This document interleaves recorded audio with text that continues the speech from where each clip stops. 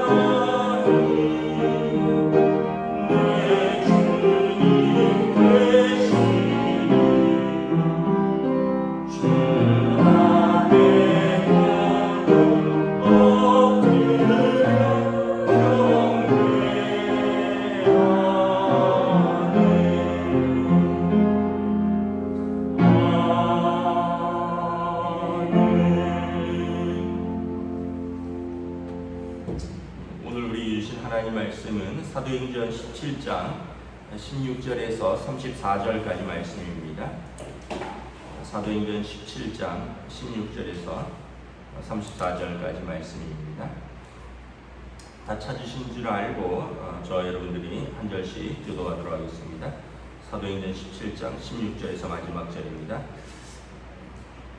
바울이 아덴에서 그들을 기다리다가 그 성에 우상이 가득한 것을 보고 마음에 격분하여 그 당에서는 유대인과 경건한 사람들과 또 장터에서 날마다 만나는 사람들과 변론하니 어떤 에피쿠루스와 스토아 철학자들도 바울과 쟁론할세 어떤 사람은 이르되 이 말쟁이가 무슨 말을 하고자 하느냐 하고 어떤 사람은 이르되 이방 신들을 전하는 사람인가 보다 하니 이는 바울이 예수의 부활을 전하기 때문이로라. 그를 붙들어 아레오박으로 가며 말하기를 내가 말하는 이 새로운 가르침이 무엇인지 우리가 알 수 있느냐 내가 어떤 이상한 것을 우리 귀에 들려주니 그 무슨 뜻인지 알고자 하노라 하니 모든 악한 사람과 거기서 나르는 외국인들이 가장 새로운 것을 말하고 듣는 것 외에는 달리 시간을 쓰지 않음이더라.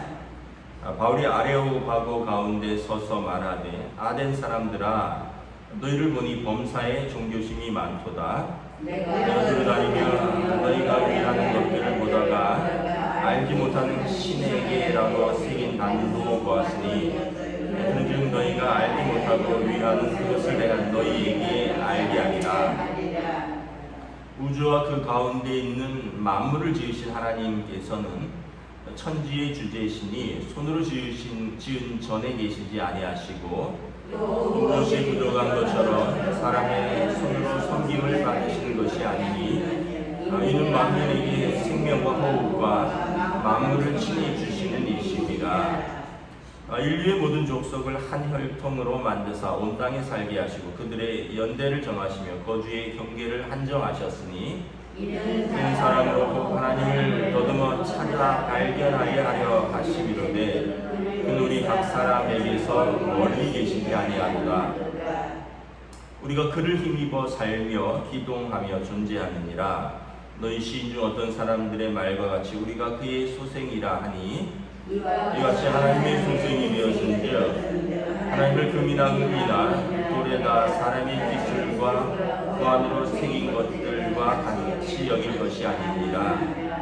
알지 못하던 시대에는 하나님이 간과하셨거니와 이제는 어디든지 사람에게 다 명하사 회개하라 하셨으니 이는 정하신 사람으로 하여금 천하를 공의로 심판하시다를 작정하시고 이에 그를 죽은 자 가운데서 다시 살리신 것으로 모든 사람에게 믿을 만한 증거를 주셨음이니라 하니라. 그들이 죽은 자의 부활을 듣고 어떤 사람은 조롱도 하고 어떤 사람은 이 일에 대해 내 말을 다시 듣겠다 하니 이 바울이 그들 가운데서 떠나니 함께 읽습니다. 몇 사람이 그를 가까이 믿으니 그 중에는 아레오바고 갈리 디오누시오와 가말이라는 여자와 또 다른 사람들도 있었다. 아멘. 할렐루야. 오늘도 우리에게 새로운 하루를 주셨습니다. 하나님께서 은혜와 평강으로 함께 해주시기를 축복합니다. 이제 2차 전도 여행은 유럽에서 지금 하고 있죠. 사도 바울이 빌립보, 데살로니가, 베레아를 거쳐서 지금은 아덴입니다. 아덴은 우리가 잘 아는 아테네라는 도시죠. 여러분 아테네는 어떤 도시입니까? 위대한 그리스의 문화와 철학과 정치 이 모든 사상들이 이 아테네에서 나왔습니다. 헬라 문화의 중심지입니다. 이제 유럽의 문화는 이제 그러니까 이 땅의 문화는 크게 세 개 문화권으로 나뉠 수 있죠. 첫째는 그 유대인들의 헤브라이즘이고 두 번째는 그리스의 헬레니즘입니다.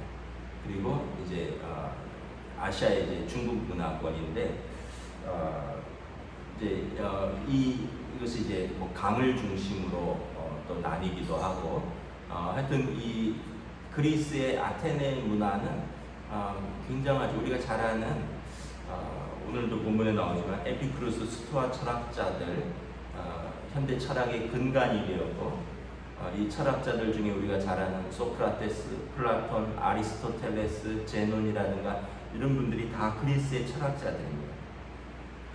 로마가 이제 나라를 일으키고 로마가 세계를 제패합니다. 그리고 로마에서 이제 이 정치를 어떤 정치를 할까를 앞서 이제 연구하기 위해서 그리스의 정치인들을 보내서 그 그리스의 정치를 배워옵니다. 다시 말하면 로마도 힘으로 군사력으로는 그리스를 정복했지만 문화와 철학과 정치는 여전히 그 헬레니즘의 영향 아래에 있었다는 거죠. 바울이 이 한가운데서 복음을 전하는 것입니다. 16절에 보면 아테네에서 바울이 그 이제 신라와 그 일행들을 이렇게 디모데를 기다리다가 17절에 보니까 이 성에 우상이 가득한 거죠. 그래서 이제 사람들하고 변론을 합니다.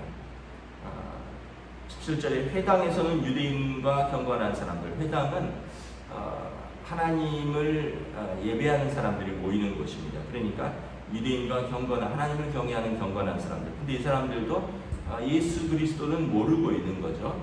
그래서 그들에게 예수님을 전하고, 장터에서는 만나는 사람 누구든지 그들에게 예수님을 전합니다.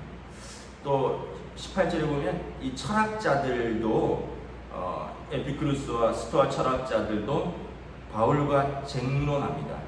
그러면서 이 사람들이 이 말쟁이는 무슨 말을 하는지 한번 들어보자.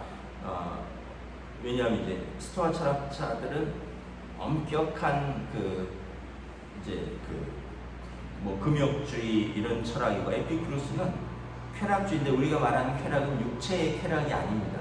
우리가 잘못 알고 있는데 이 쾌락은 지적 쾌락입니다.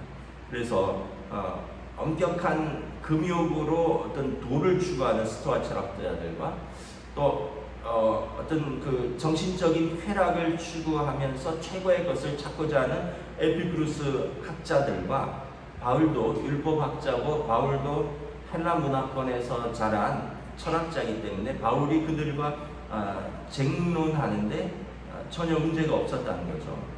그러면서 바울이 전하는 예수와 그 부활에 대해서 이 사람이 도대체 무슨 말을 하는지 듣고자 우리도 한번 들어보자라는 거죠. 그래서 19절부터 22절에 보면 아레오바고 광장에서, 아레오바고 광장은 이제 그 큰 넓은 광장인데, 그곳에서 사람들이 이렇게 그리스 철학자들이 만나서 이야기를 하고 제자들과 이렇게 문답하고 그런 거죠. 이 아레오파고 광장에서 소크라테스가 제자들을 가르치기도 하고 또 질문하고 답하고, 소크라테스의 그 문답법, 삼파법이라고 그러죠.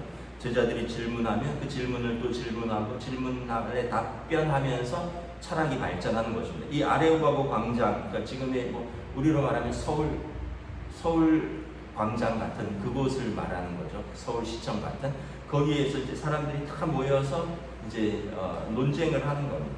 우리가 여기서 깨달을 수 있는 것은 어디서나 복음을 전하는 바울을 볼 수 있습니다. 누구에게나 복음을 전하는 바울을 볼 수 있습니다. 회당에서는 유대인과 경건한 사람들, 시장 장터에서는 만나는 누구나, 그리고 이 아레오바고 광장에서는 철학자들과, 여기는 학문의 전당이들이거든요. 그래서 이제 누구에게나 복음을 전하는 것입니다. 그래서 우리도 여러분 어디에서나 복음을 전하는 삶, 어디에서나 복음을 전하는 우리 입술이 되어야 할 것입니다. 우리가 이제 교회에서는 복음을 전하는 삶에 합당한 삶인데 회사에서는 아니다. 집에서는 예수 믿는 가정인데 노인정 가면 나는 다른 사람이다. 여러분, 그렇다면 이게 합당한 복음을 전하는 삶이 아닌 거죠.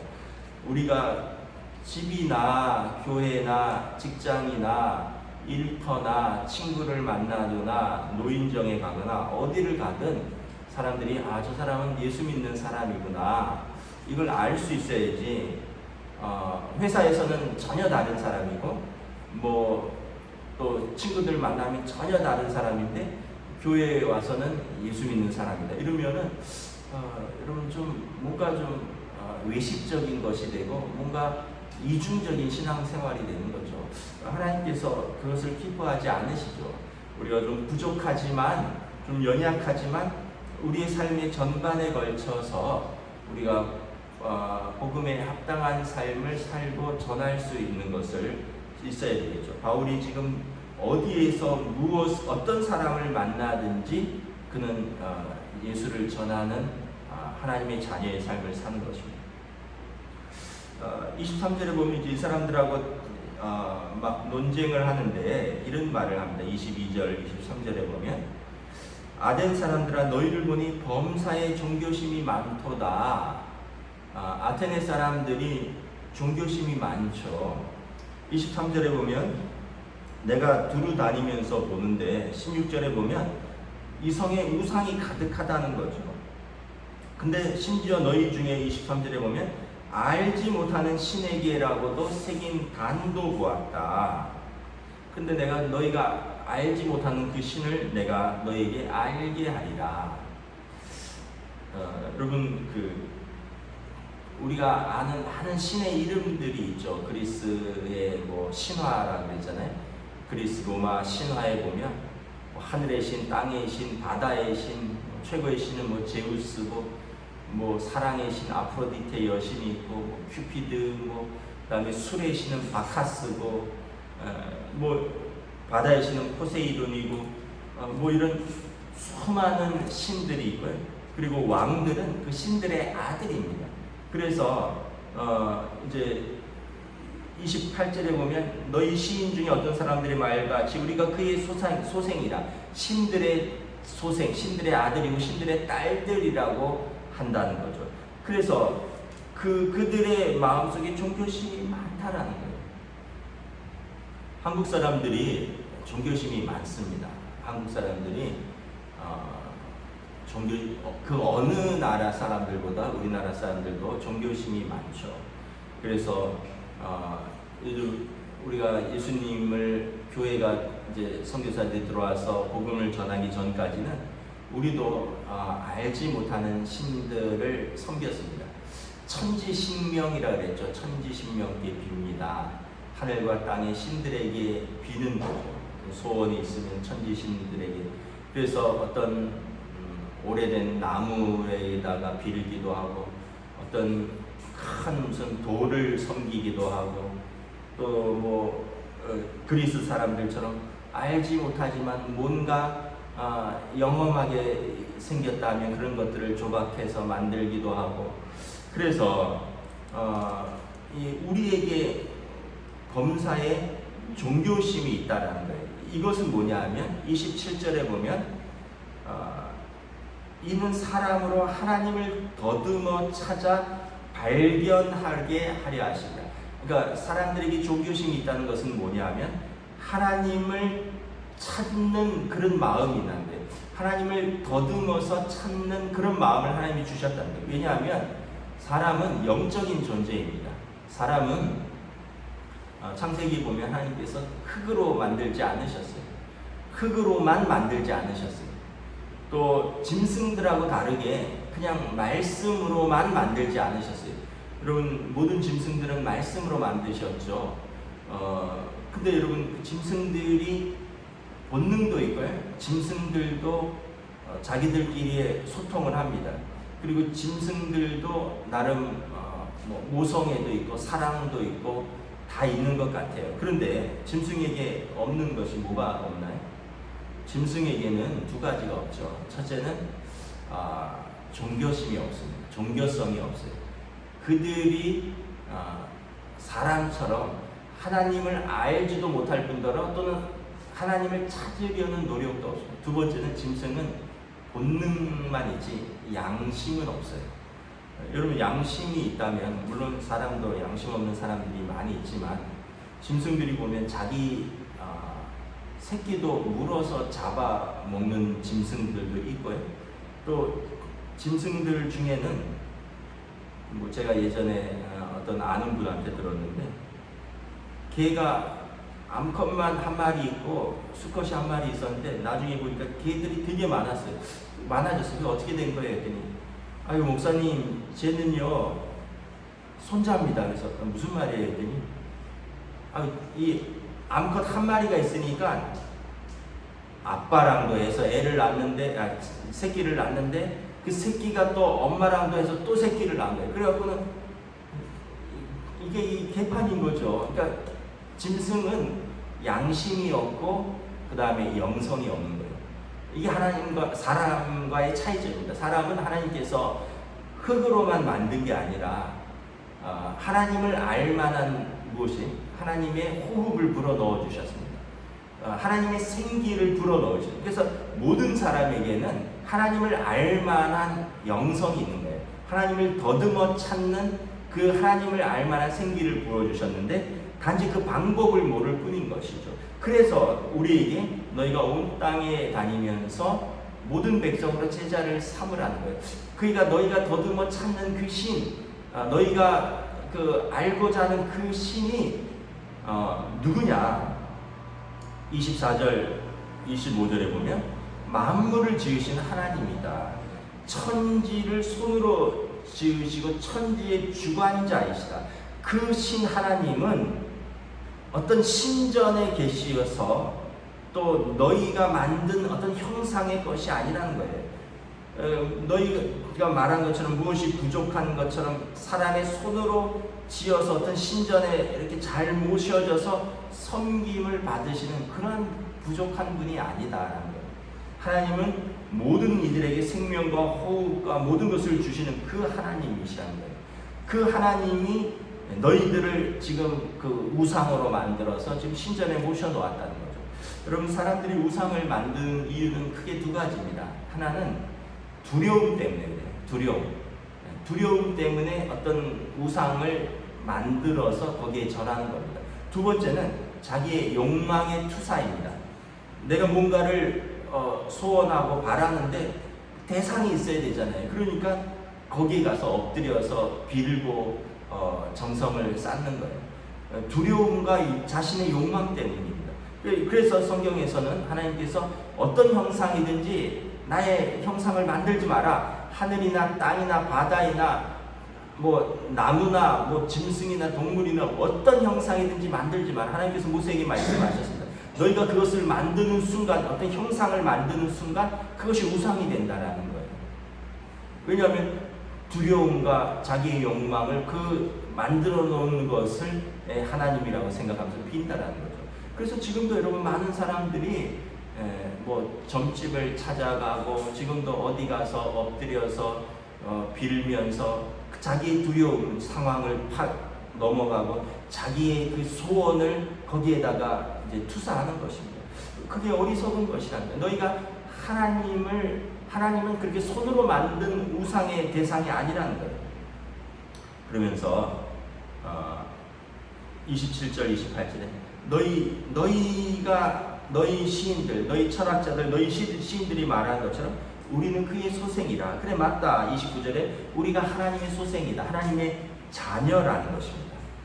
우리가 하나님의 자녀인데 그 그리스 여러분 그 신화들 보시면 뭐 반인 반수의 모양도 있고요. 그래서 신들을 사람의 형상으로 많이 만들어 놨어요. 그 얘기는 뭐냐면 그들이 신들의 자녀라는 어떤 표현입니다. 그래서 너희가 신들의 자녀라 그러면서 너희가 알고 있는 그 신을 금이나 은이나 돌이나 사람의 기술과 고안으로 새긴 것들 하나님은 그렇게 손으로 만드신 그것이 아니다. 그래서 30절에 알지 못하던 시대에는 하나님을 복음을 전하지 않아서 하나님이 어떤 분이신지 알지 못하던 시대는 간과하셨다. 하나님이 넘어가셨다는 거예요. 그럼 우리가 그러면 답을 알 수 있죠. 이순신 장군은 구원받았습니까? 아마 누가 세종대왕 왕은 구원받았습니까? 하나님을 알지 못하던 시대는 하나님께서 간과하신다. 그럼 뭘로 판단하시느냐? 하나님께서 하나님의 기준이 있으십니다. 그래서 요한계시록에 보면 그의 행실과 그런데 생명록이 있다라고 말을 하죠. 여러분, 예수님이 전해지기 전에는 하나님께서 그의 행실로 판단하실 것입니다. 그가 행한 삶의 모습을 전반적으로 종합적으로 하나님께서 판단하실 것입니다. 그런데 이제는 그 행실이 아니라 십자가의 도입니다. 31절에 보면 정하신 사람으로 하여금 천하를 공의로 심판한 날을 작정하셨습니다. 우리 모두는 여러분 하나님 앞에 설 것입니다. 우리 모두는 여러분 하나님 앞에서 심판받을 날이 올 것입니다. 그런데 그때는 어떻습니까? 우리는 예수 그리스도를 믿는 믿음으로 그 십자가의 속량으로 얻는 죄사함, 하나님께서 예수 그리스도의 십자가로 말미암아 자기 백성을 의롭다 하셨으니 이것을 믿는 생명책에 이름이 기록된 그 생명책에 이름이 있느냐를 판단하신다는 거예요. 그래서 우리가 그를 전하러 왔다라는 것입니다. 그분이 누구시냐? 31절에 보면 죽은 자 가운데서 살리신 예수 그리스도를 전하는 것입니다. 그렇게 사람들이 지금까지 못 들어본 새로운 신인가 보다. 그래서 어떤 사람들은 조롱도 하고요. 또 어떤 사람들은 내 말을 다시 들어보겠다라고 청하는 사람도 있고요. 34절에 보면 그 중에 아레바고 관리 디오누시오와 디말이라고 하는 사람들은 예수님을 영접을 합니다. 근데 참고로 아덴에서의 전도는 큰 열매를 내지 못합니다. 거의 안 믿습니다. 왜냐하면 사람들이 머릿속에 온갖 신들이 가득해서 결국은 별로 열매를 맺지 못해요. 빌립보나 데살로니가나 베레아나 고린도에서 큰 어떤 전도의 열매들 그리고 교회들이 세워지는데 아덴에서는 그렇게 하지 못해요. 그 마치 영적인 전쟁터라는 것을 알 수가 있는 것입니다. 말씀을 마치겠습니다. 여러분, 우리가 하나님의 자녀입니다. 내가 믿는 하나님이 어떤 분이신지, 내가 영접한 예수님이 어떤 분이신지, 우리가 믿음으로 얻는 구원에 대해서 다시 한번 여러분 굳건히 붙드시는 저와 여러분 되시기를 우리 주님의 이름으로 축복합니다. 기도하겠습니다.